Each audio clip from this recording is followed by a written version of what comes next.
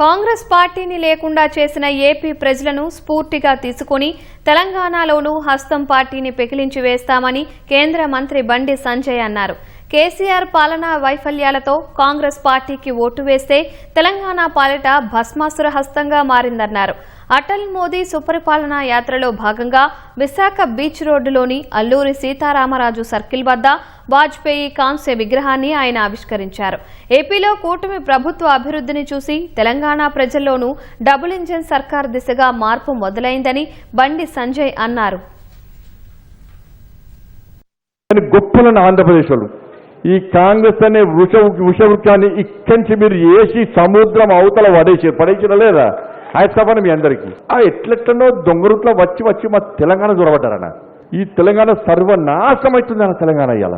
మా తెలంగాణ ప్రజలు కొంచెం ధైర్యాలను పడి ఈ కాంగ్రెస్ అనేది విషవృక్షం అని గమనించలేకపోయారన్న.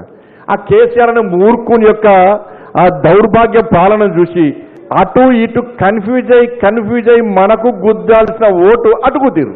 ఆ హస్తం మన భస్మాసుర హస్తంగా మారి ఇవాళ మన చేతిలోని మన వేలతోనే మన కన్నును ఓడ్చుకున్నట్టు తెలంగాణ ప్రజలు భావిస్తున్నారన్న. ఆంధ్రప్రదేశ్ అభివృద్ధి చూసిన తర్వాత తెలంగాణ ప్రజల లోపల మార్పు స్టార్ట్ అయింది. జీతాలు తప్ప ఏమి ఇస్తలేరా. ఇవాళ మీ అందరినీ స్ఫూర్తిగా తీసుకుంటామన్నా.